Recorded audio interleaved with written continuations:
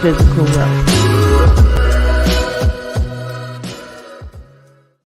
Hello, hello, hello. I know for those of you who are following and you saw today is still April 13th, 2024. I feel bad because I want Bobby began. He wanted to speak about something. I want to give him the opportunity to say what is on his heart and his mind. So I'm going to welcome Bobby back on. We just did the Corinthian colleges, and it led to another topic he wants to touch on. So let's welcome Bobby back.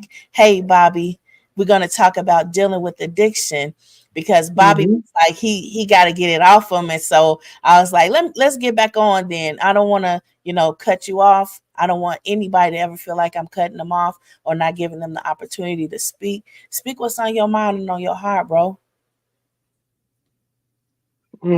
Thanks, T. That means a lot.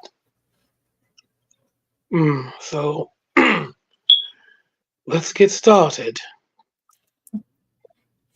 So you were talking about dealing with addiction and how you overcame, and you spoke about how people don't understand that there was some triggers.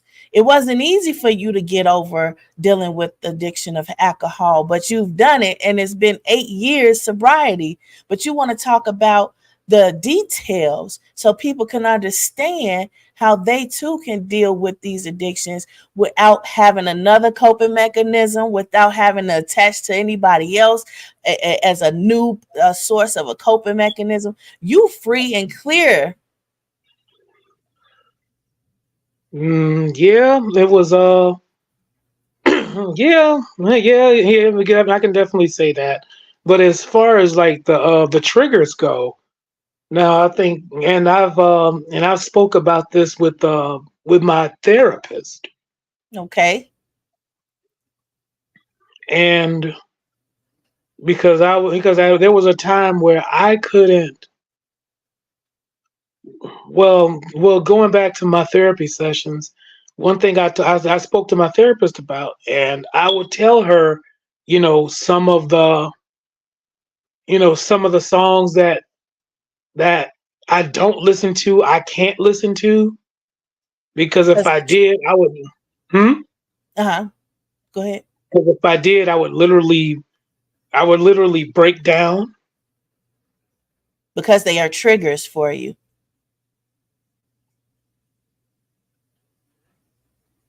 Yep, and one in particular that I don't even listen to anymore. Even to this day, if I'm listening to the radio and it comes on, I Don't turn the tell us the radio off. name. Yeah, don't tell us the name of it. Don't give us a bat to beat you with. But yes, I totally get that. Study No, support. it's okay. It's okay.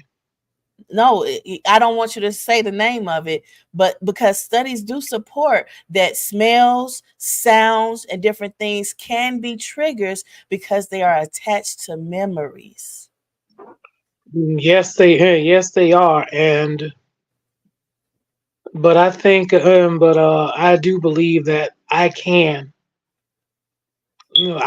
mention it because I really, because recently I really don't have that. I really didn't have that issue anymore because I really don't listen to those songs anymore. So I think I can expound. I think I can expound on it if you'll let me. Yeah, I'm just saying, don't say the name of the song because I don't want you to be triggered by the memories anymore. So, yeah, definitely talk about the experience, but don't tell us the names of anything because I don't want you to, be triggered again or have that to just so happen to come up because we knew. So, yeah, speak your mind though. Yes, please speak your mind. Well, I guess it was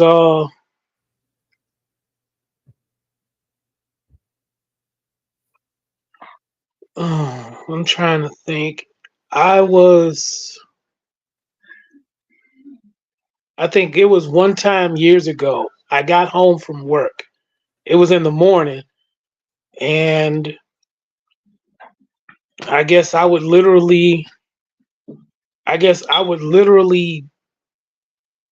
I would literally down like a pint of vodka and some cranberry juice, in order to fall asleep because I was so, wound up.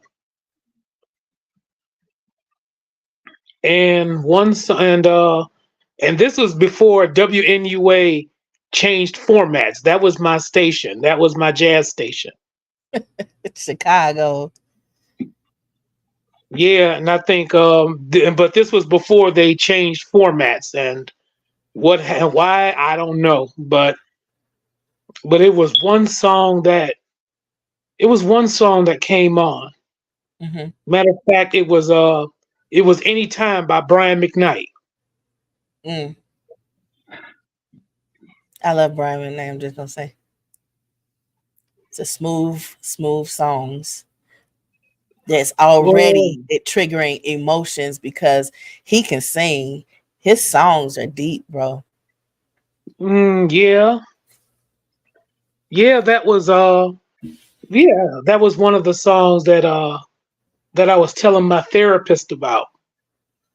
And the other one was another one of his songs that I don't listen to is One Last Cry. Oh my no, no. Yeah, some songs you got to be in a certain mood to hear because they are very triggering. Music has a way of healing or hurting when we're reflecting on positive memories. So yes, that is definitely a device that I can see. I like that song. I can see that, bro. And I'm sorry that you that triggers you. Yeah, yeah, like I said, at the time it did. But the worst one Hmm. was Because of You by Kelly Clarkson. Oh, okay, I don't know that one, but yeah, in the title I can definitely see. I mean, I don't have words, bro. I'm just happy that you over it because yeah, these songs play with such repetition on like the radio, and we can't get away from it because it's on the radio. But when we have our own iPods and things like that, we can control that. But we can't control what plays on the radio. Yeah, no, you can't. No, you can't. You can't. And I think what made that one so bad was when it was towards the end of the second verse when she said, "I'm forced to fake a smile, a laugh every day of my life. My heart can't possibly break when it wasn't even whole to start with." Mm, man. And it's like there were times when I was at that dead end job, and we had a break in between flights, and sometimes the guys would be downstairs outside the office drinking beer. Oh no. Sometimes I would just sit in my truck with sometimes I would sit in my truck with just with with a cranberry juice and a half a pint. That was that was how I was able to go, and that's how I was able to go to sleep because I couldn't because without it I couldn't get any decent rest. Mm,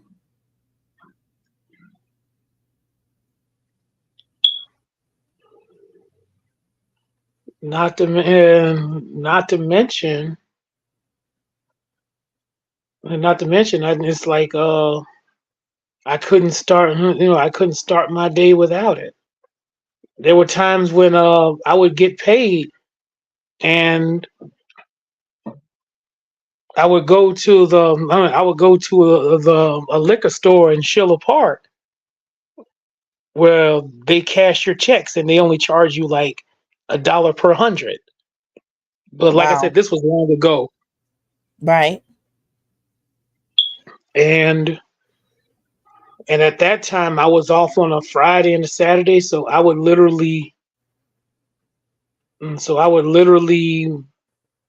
go to work Thursday night. I'm off at 6 in the morning.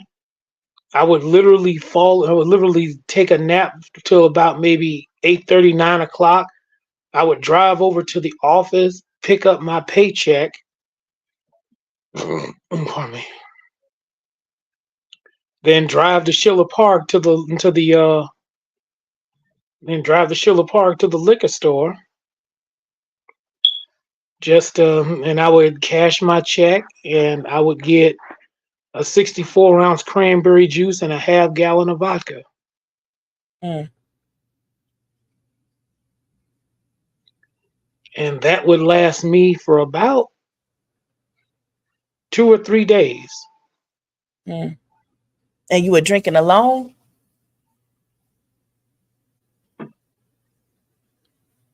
Wow. Yeah, yeah, at that time I was. Did your I was just, family yeah. know? Did your family know that this was happening? Mm, I don't think it got as bad. I don't think it got as bad as when I got when I got when I got when I got fired, or well, like I said before, when all that work I put in was for nothing at Everest. Yeah, at the Corinthian colleges, and then yeah, I totally get how a whole lot of situations can, come and make you need to cope in a way that you can forget and repress the things you're dealing with that seem unbearable and seem like you're not gonna make it through it. I totally get it. I completely understand what you're saying, and I'm so happy you sharing your lived experiences, especially with the Corinthian colleges. But yeah, it's like studies do support. They know already, bro. They know. They know that targeting low income families is going to lead them to these type of situations, and they don't care. They just do it anyway, and then they wonder how is it that mental health is causing a global economy to crash. This is how. It's not a lot of people out here who can have the same testimony you have of how you were delivered from it, and it was all God, and nobody else is really there around you to help you cope off of it. They don't have testimonies. Keeps They slipping up even though they have people physically there with them to help them. 8 years, that's a major accomplishment. I'm so proud of you. Oh, thanks. And it was what was that?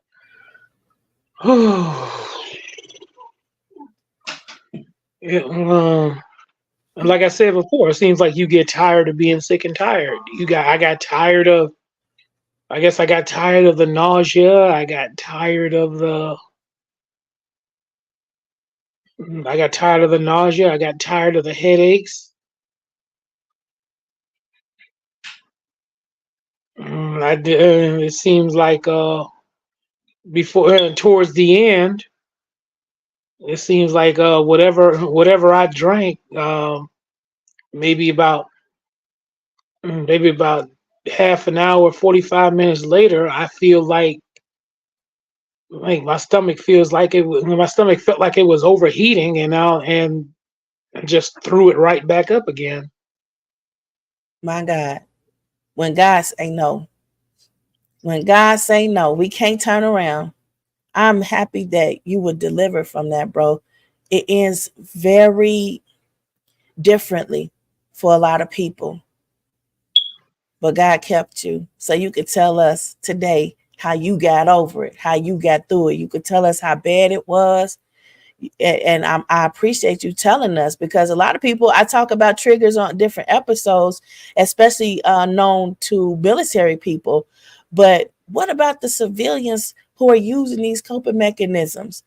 And it's triggering them to use these coping mechanisms because they are targeted by Corinthian colleges and other people who target low income families. They should know your story. They should hear how difficult they made your life. You thought you was getting out of something, you getting into some mess. Yeah, and it was to the point where I really didn't want to. I felt like I didn't want to be here no more. My God. And it seems like I used to have a pint in the morning, usually a half pint, or a couple of tall cans throughout the day. And I would buy me a like a fifth at night. Mm. Just to go to sleep. Yeah. At that time I was so wound up. I mean, there were nights where I really didn't want to go to work Mm. because I had to deal with massive egos Hmm. and brown nosers. Yeah. Making it difficult at work, on the job, that on the job stress. It does things, and studies have shown it for decades. Natasha Pritchett said, sending love and prayers. And she also said, thank God for keeping you, sir. Thank you for sharing your experience. Yeah, and I agree with her. Thank you for sharing your experience, because we hear so much about these things, but we can't put a face to it, and we don't know the end. We also don't know the power of a God that we can't physically touch. And this same God did all of this for you. And it's like, why did he deliver you? What was you delivered and spared from? You was delivered from self-harm, but because you were targeted. You were a part of a community that's often targeted. Yeah. At the time, I was, because it's like this place had no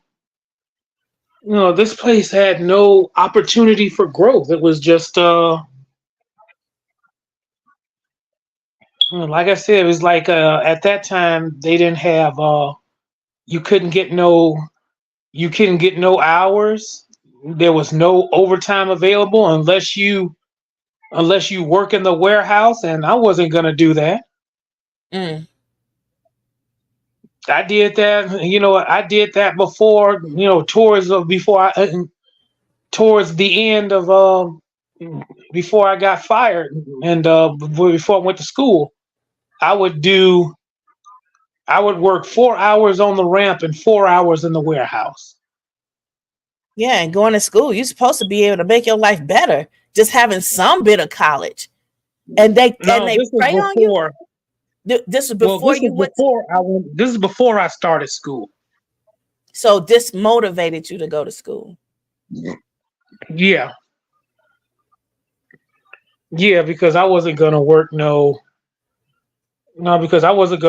flight, and then turn around and then go to and then work in a warehouse. That's No, I understandable. wasn't. Yeah, because No, I wasn't. No, I got tired. I wasn't gonna do that. yeah, and it's like a lot of times people say things like, "Oh, well, there's jobs out there. There's jobs out there." No, when you promise me something, when I'm working towards doing better, I expect to have those expectations met. And then when we don't have those expectations met, we don't know how far we're gonna fall. But I'm happy you got back up again. Yeah, because Because, like I said, there was a point where I didn't even want to.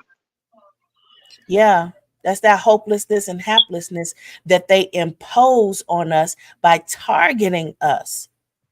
They know what they're doing, but our communities that's being targeted, we don't know because we're not reading these studies. We're not reading ancient philosophers who are telling us, yeah, we've long studied this. Yeah, in slavery, we studied a few things that happened, and we tested out a few unethical behaviors that transpired after Hitler, and we concluded these things are not ethical. Yeah, and it continues on under the guise of a different name. Just like these Corinthian colleges go and they merge with somebody else and they change their names, they're still out there preying on people, and people don't know and they don't care. They're not being held accountable to these outcomes that studies do show that they're causing via stress, undue stress, disproportionately to low income families. Yeah, oh yeah, very much so, very much so. And well, I guess and in harmony with that, it was yeah,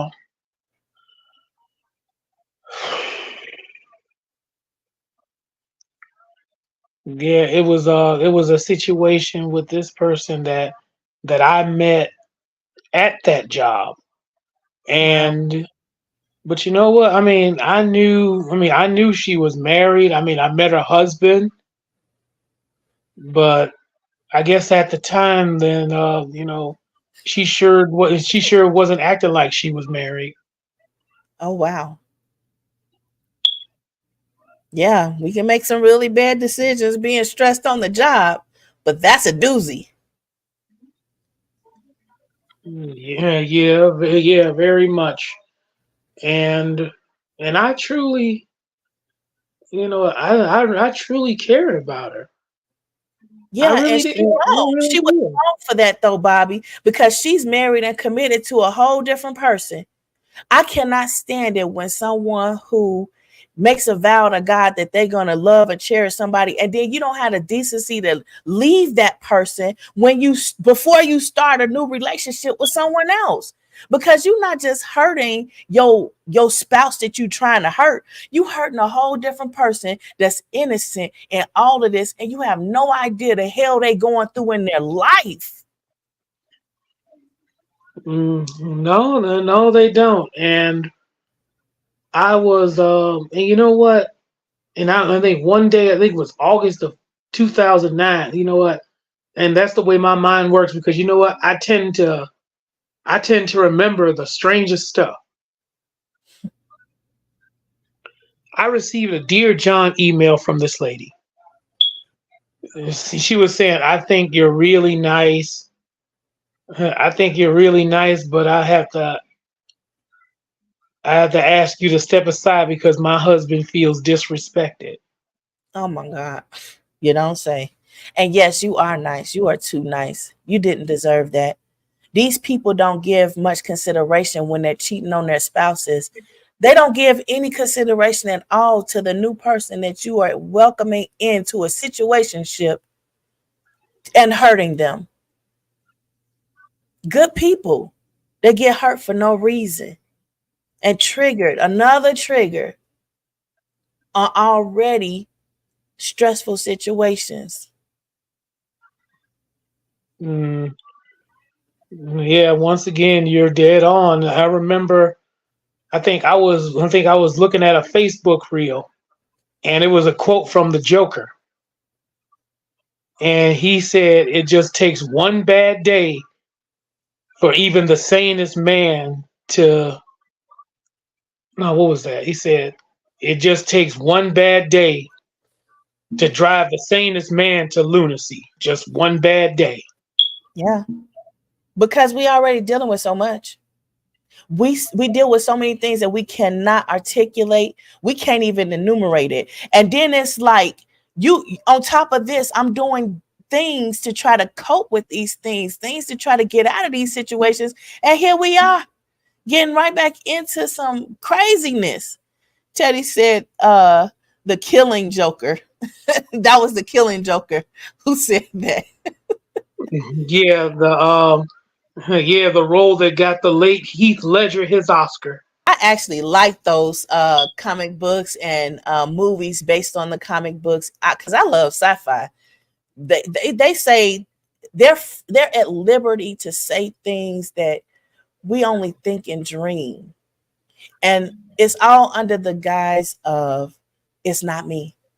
And it didn't play well on social media though, when people were like, "Oh, that's just my social media persona." Oh, and what we come to know with that one guy, that one skinny guy, I forgot his name, who said he's that's just his performance persona, where he was like putting on pink and going to the Oscars and stuff like that in pink and doing something with the devil. I forget his name. But Lil anyway, Nas X. yeah. And he's like, that's just my persona. That's my performance persona. That's not washing well with people, because people are like, if you're doing it and this is your body, this is your behavior, this is your free will, and this is how you choose to exercise it, that's you. Yeah, yeah, pretty much. It's like so. So explain. So you know what? And I digress. Explain that when you're on your album cover and you're being mounted by the devil. Yeah, because and we don't see it, that there's something going on in the background that's causing him this stress, that's making him deal with it in the ways that he's dealing with it, and he's thinking somebody's going to overlook it. Somebody's going to say, "Oh, we forgive those transgressions because that wasn't you. That was your persona." No, that's a cop out if you ask me. Yeah. And a lot of times That's a that's what we're that's a seeing these cop out. jobs. That's a lot of times we're seeing these jobs are looking at people's social media and saying, "Nope, we seeing multiple personalities, but they don't understand the stress that you're dealing with behind those posts, behind these exhibits that's saying, look, something wrong with this person." But yes, there is more to it. And for decades, people, scholars, philosophers, a lot of research has gone into it. They are fully aware, and nothing's being done about it. Well, they don't. No, they generally don't. They generally won't do anything about it until But that goes back, and this goes back to my original point when the Joker said that it just takes one bad day to drive the sanest man to lunacy. But in harmony with that, they never discuss what triggered it. They only discuss the results.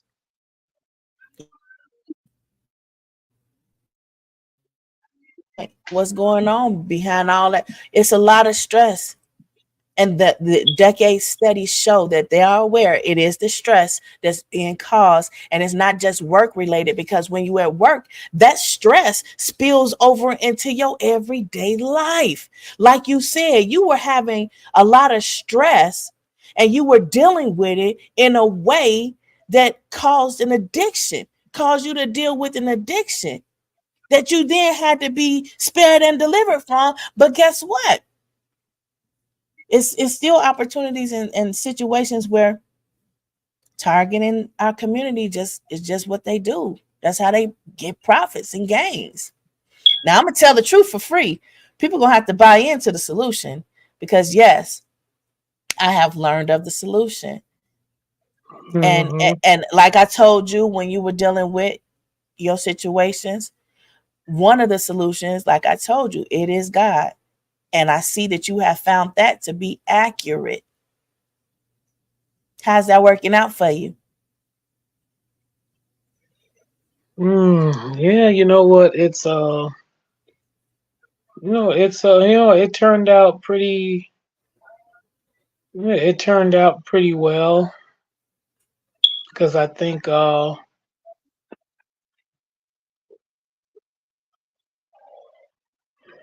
Yeah, because New Life, they have three services. They have 7:30, 9:30, 12:30. I'm at 7:30 almost every Sunday. Wow. You're an Even early bird. yeah, and sometimes if I get off work too late, I listen in online. And you know what? I have to say to all the preachers who are online and starting to come more online and conduct your services in that's happening in your brick and mortar churches, I have to say I'm so happy that a lot of you are on and encouraging other preachers who are right in the spiritual way to come online and reach people who cannot make it to your brick and mortar services. I'm just saying. Yeah, yeah, I know. And it was oh, I'm trying to think. Then and then but then again as time went on, and as time went on, I went to my doctor. I think it was in January of 2015, Mm, and and that was when she told me that I was a type 2 diabetic. yeah, the studies with I think it was Breyer and Newman who showed all the different problems that are not just psychological but physical and medical that can go wrong with your body, and it included exactly what you're saying: diabetes, cancer, um, making decisions that like gambling and other decisions to harm or even self-harm. It is well known, these studies, and you can buy my book. Look for it. Look for other writings that I've done in academics. Look for my globally trending dissertation. These things are obvious and it's made known. Now, I can tell you the problem for free. You're going to have to buy into the solution, but there is a solution out there. Now, Bobby is my brother from another mother. So, out of love and kindness, I reached out to him, and I do that for different ones in my path. But at the same time, I'm one person and I can only be in one place. So, I'm happy that Bobby is sharing his story, and maybe if you run across Bobby, you will be able to ask him for yourself. How did you do it? How are you doing it? Because it's not about a one time, one off. It is an everyday way of life. Is that right, Bobby? You hit it, yeah, you hit it right on the head because just because uh just because you stop feeding an addiction it doesn't mean it doesn't go away. I mean, it's still I mean that it's still there, but I just choose not to feed it. And trying to And think that it's going to go away can cause more problems than not. yeah, it could also cause you to backslide, and fortunately I have not. Thank God. But but trust me, I have been in some stressful situations that I could have that I could have backslid, that I could have fell off the wagon, if you will. Mm-hmm. Mm-hmm.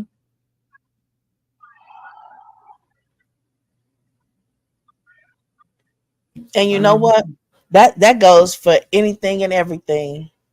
We all just like one big problem away from an addiction that we might not recover from, bro. But you did it.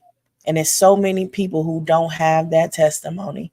I'm so happy that my brother from another mother has that testimony. I love Yeah. to see how you are doing so much better now. Your type 2 diabetes, what happened with that? Well, I have been off of the diabetes medication since October of 2017. Look at that. Look at God. People be talking about it, but people don't show you. They don't show you. Show them, Bobby. You've been off of it since 2017. Since October of 2017, I have been off of I had been off of 1,000 milligram diabetes medicine. Wow. Wow. That's yeah, twice a day. That was 2,000 milligrams per day, every 12 hours. What?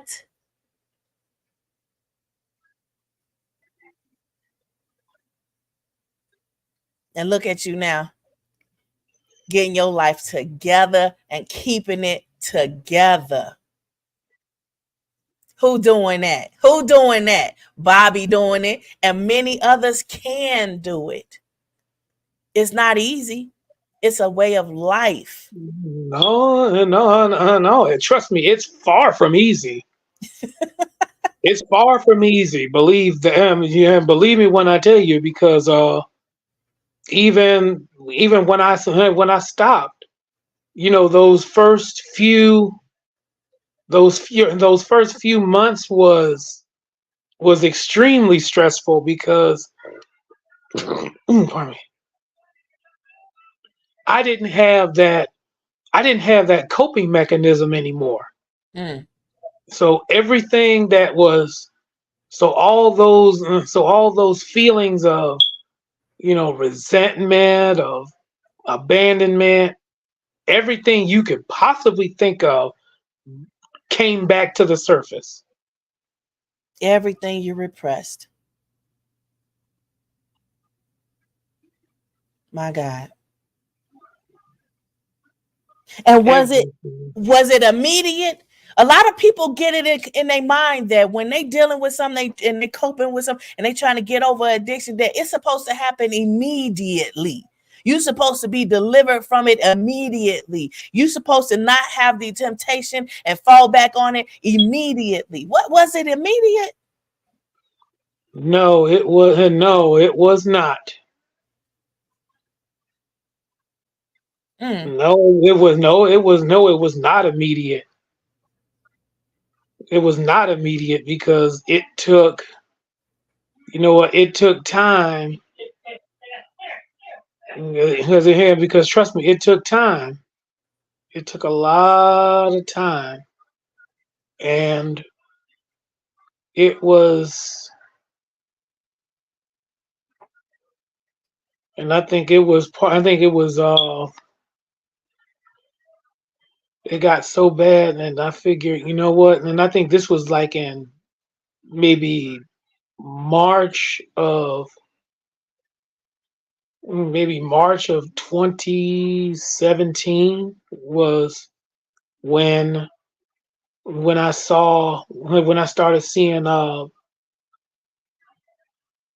started seeing Sarah. She was my therapist. mm, And when I first started off, we was going I would see her like once a I would see her once a week, mm-hmm, and then it progressed. Then it went to once every 2 weeks.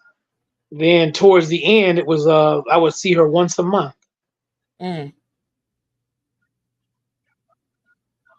Now I'm going to tell And you, I am happy that you went to a local therapist. But at the same time, like I told you, and I'm going to tell the people today because you mentioned it, a therapist can only tell you and help you with what you say. They can only respond to what you say. And what you say may not be what really is and what's happening and what they need to know in order to help you. So you really do have to be careful that if you go to a therapist and you really want somebody to help you with a particular thing, it may not be with the addiction itself, but with the triggers in the addiction, and that you have to be honest with. You have to tell a therapist, you have to tell a counselor, you have to tell whomever it is that you're trying to talk to and listen to them.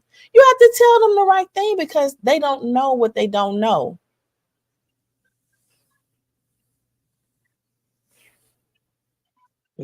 yeah, and I think she actually described me as being I'm gonna say hyper emotional. Mm, mm, And like I said, towards the end, like I said, towards the end, that was because I was under her care for like a year until March of 2018, Mm-hmm. and I think I've been going pretty strong ever since. I never had too many.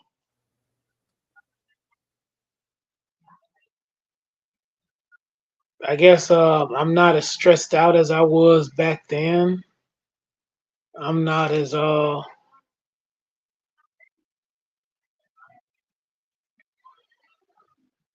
but I think my ultimate graduation is when those particular triggers don't work anymore. There you go. And that's really what it is. Because it seems like no matter what we do, we're going to keep on coming into these triggers. And when we try to convince ourselves that we're not going to encounter those triggers anymore, we are not being honest with ourselves.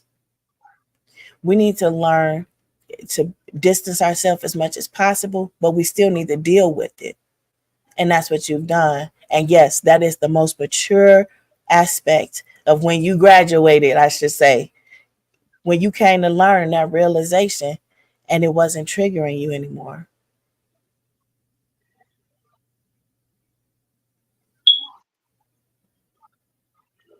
Mm, yeah, very much so. It's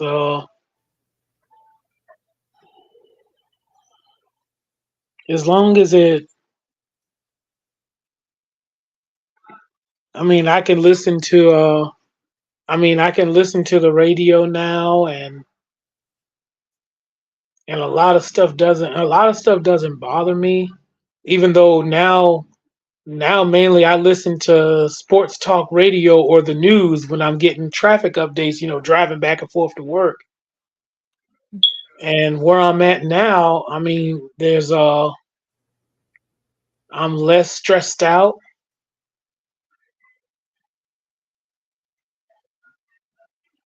I don't have to deal with raving egomaniacs that call themselves supervisors and managers. Oh Lord, you don't wait till you read my book, bro. I get it. Yeah, that's a big stressor right there. Yeah, before I was at my new job, I spent 5 years from January of 2018 to May of it was May of 2023 last year, towards the end of May of last year, and I had one incident in 5 years, and I was let go, Hmm. and there was people that I've seen that have done way worse. Some barely come to work and they still got jobs. Yeah, it's sad because we studies do show that we are disproportionately targeted. Studies from like Greek philosophers, Greek uh, researchers, or I should just say global, because it's Americans, uh, researchers. It's it, it's been said so many times in so many different ways that it's just exhausting to think that this is still happening, that this is like not a known problem of how significantly uh, it is impacting the finances. And now the global economy is crashing. And here we are still talking about mental health. Of course, they know mental health is physical wealth, but they still don't want to buy into the answer, into the solution. They don't realize how lucrative the solution is. I'm going to try and show them, but I'm not going to do it for free. Teddy says that's why he's studying to be a psychologist. We always tend to focus on classifying the syndrome, not the root problems that really needs to stop. Yeah, some people they And tell us, he's dead right. He's dead on. And that just brings to light the point I made, before, of how everybody wants to, like, anybody doesn't, it's like you don't care about what triggered, you don't care about what yes, caused the outcome, but your only concern is the results of it. mm-hmm. Yeah, and that's You don't because want to. they know what the root problem is. They know, but what they really are trying to do more than anything is help you to cope with it because they know you're disproportionately targeted. I remember when we moved into this house, I had asked a guy, one of my neighbors. I live in an all white neighborhood, and we was like the first people to the black people to move in. And I asked my neighbor who their person was to help us with the different things that we needed in our backyard. And the dude, even though he knew that he charged my white neighbor less, he justified charging me more. And then once he got contracted with me, he was like, "Oh, he couldn't finish the contractual agreement unless I pay him extra." And I said, "I'm not paying you extra. We have a contract. I'm not that stupid. What is wrong with you?" Then he says, "Well, you pay all that money to get your hair done." I said, "What do it look like I pay to get this done?" But I understand he was under the a stereotype, and he was Hispanic. He barely speak English fluently. But you targeting me of all people, bro? They got low income people targeting other low income people. That's all I'm trying to say.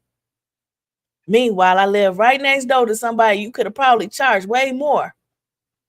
But you want to target me and then justify what? That I purchased Jordan sneakers? I'm like, do these shoes look like they came from Jordan? No, some people are just completely backwards. The They're military just, don't even get paid like that. I mean, god dang. yeah, and yeah, because me personally, I think Jordans are overrated. I wouldn't buy them. I'm just saying because No, they're too me much neither. You money. know what? A true story. I have not bought, of all of the 47 years I've been on this planet, I have not bought, I have never bought one pair of Jordans. It's just too much money for a pair of shoes, man. Then I'm not gonna pay. I mean, I'm not gonna pay. I'm not gonna pay no 200 something dollars. I'm not gonna pay no 200 something dollars for a pair of shoes. I'll pay it for a suit. bro, it's more than $200. No, It's more. it depends on the style of Jordan. But I would get away with. But you know what? I can get away and have the same good look in a pair of $69 K Swiss. Yeah, yeah. And you know what's bugging me too? All the shoe companies, it set a precedent because now all these other shoe companies are raising up the prices of their shoes. And it's like, my God, you can't catch a break anywhere. Like, why would it be that low income families set a precedent for making shoes unaffordable? How, and then you turn around and tell us how in value, how we are devalued, how much we're inferior. Meanwhile, when the economy shut down, well, was quarantined, I should say, nobody could function. But you don't want to No, pay. You nobody. don't want to pay service members to serve. You don't want to pay low income families to work. But what? You don't want to let us go to school and improve ourselves. It just don't make sense. And then it's like there's a global cry. And what does it say? Make it make sense. It's not Yep. gonna make sense. It's not gonna make sense, bro. And no, it never. No, it never does. It never does. It no, it never does. It doesn't. But I'm happy you not paying and still paying and paying and paying to find that out at the bottom of a bottle. Now If all it's that not money. the, Go ahead. if it's not the, you know what I mean. It's not even for some people. It's not. It may not. It's not found in the solutions are not found in the at the bottom of a bottle. It's not. It's not found in. The solution is not found wrapped up in a tobacco leaf either. Nope. Or in a relationship with somebody else who you are now latched on to as your new coping mechanism. That's called trauma bonding. Yeah, it's called a couple of things, but it's definitely called the wrong way. But you did it. Your relationship with God is so much stronger, and you are constantly seeking, a more profound way, a life in the spiritual way. And I have to commend you on that because there is no other way. We have looked, we have searched, scientists have studied. Um, Everybody is looking for a different way. There is no other way.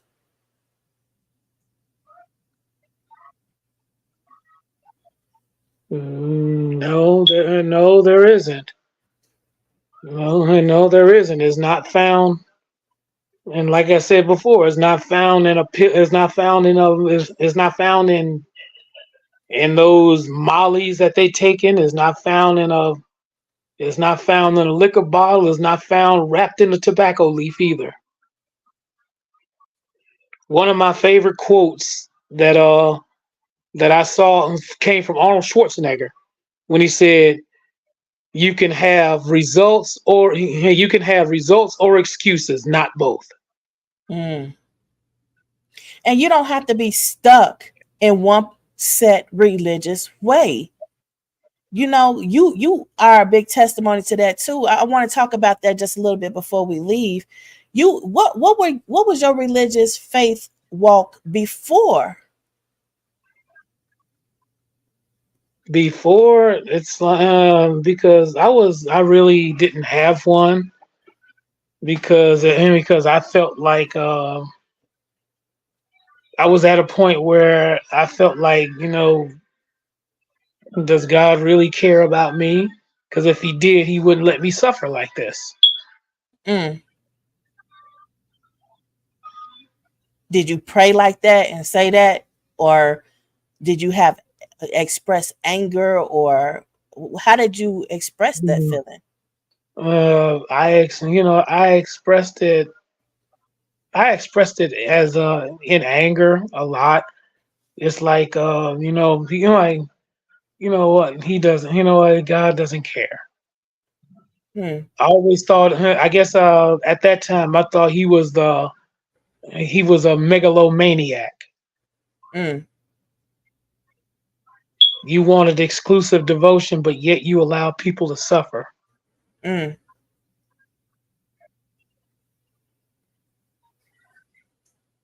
And what is your thoughts now? Mm, well, my thoughts now is, you know what, he's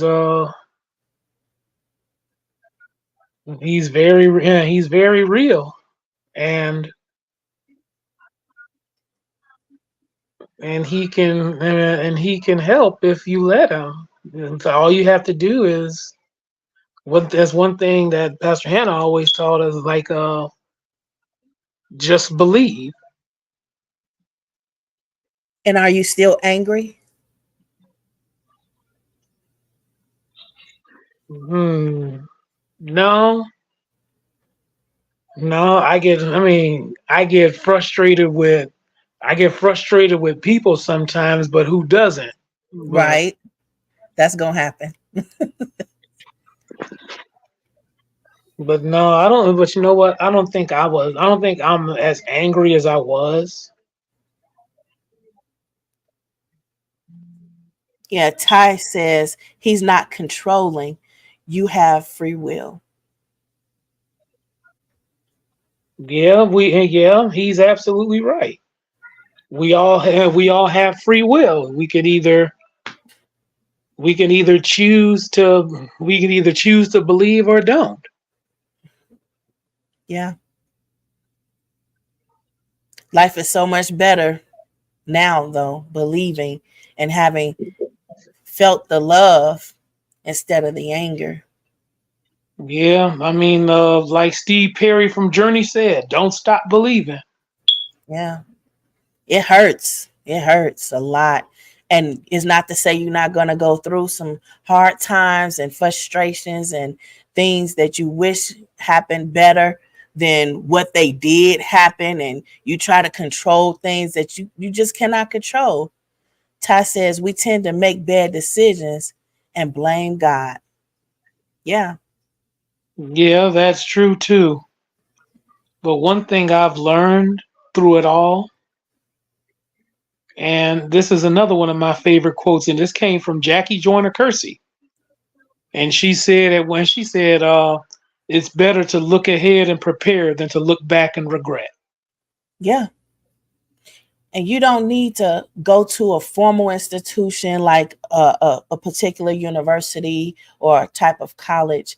This is innate in you to know because your formal logic, which God innate in all man, all of his creation, in order for them to function, because God's grace and mercy is sufficient for each and every individual, and it's particular to each and every individual.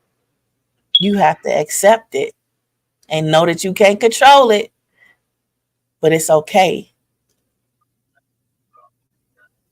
You want to say something as we close? We got like 3 minutes. Mm, well, I guess I can close with this one, and I can honestly say that whatever your addiction is, whether it be narcotic, whether it be liquor or even food, with time and faith, you can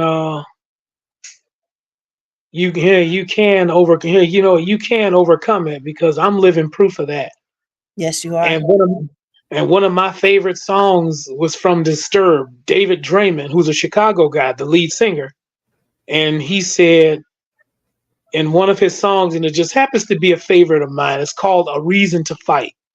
Mm, You have to you have to listen to it and tell me what you think. But wow. he The name but is powerful. yeah, because the hook, he was like, when there's nothing left inside, there's still a reason to fight. Yes. Yes. And Ty says, or shopping addiction. Lord knows we need not have those addictions. Well, you know what, that's an addiction too. Yes, it is. It's a Just as coping just as mechanism. much as gambling. Yes. Yes. It is a coping mechanism. There are so It many, is. It and we is. we are we are disproportionately targeted to have these dispositions. And I highly encourage everyone to listen to that song closely. It's A Reason to Fight by Disturbed. And another one of my favorites is, well, they started off as a Christian rock band, but they're called Creed, and they have a song called Overcome. Mm.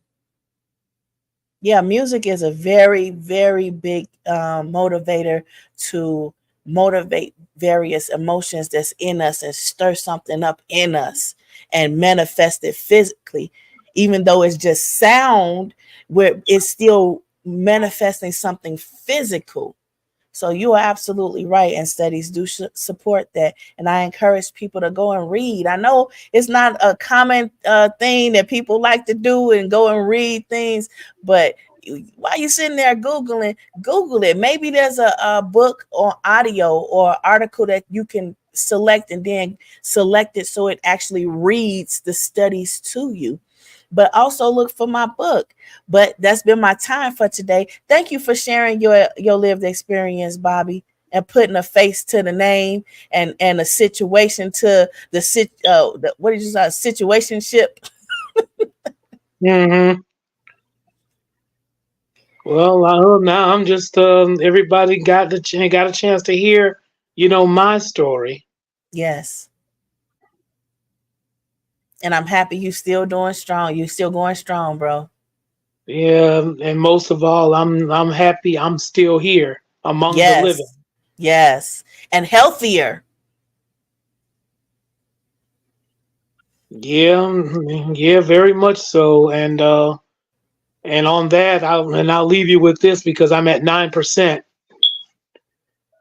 I used to weigh 412 pounds, and Woo. I used to wear a size 56 pant. Wow. Bro, you could have been on one of those my 400-pound life type stories, but you made it. Yeah, I made it, and I ain't done yet. I know that's right. Keep wowing us, bro. Meanwhile, Teddy, you're going to have to take us out of here. Remember, everybody, mental health is physical wealth. Then ring the bell so you'll know the next time I come on.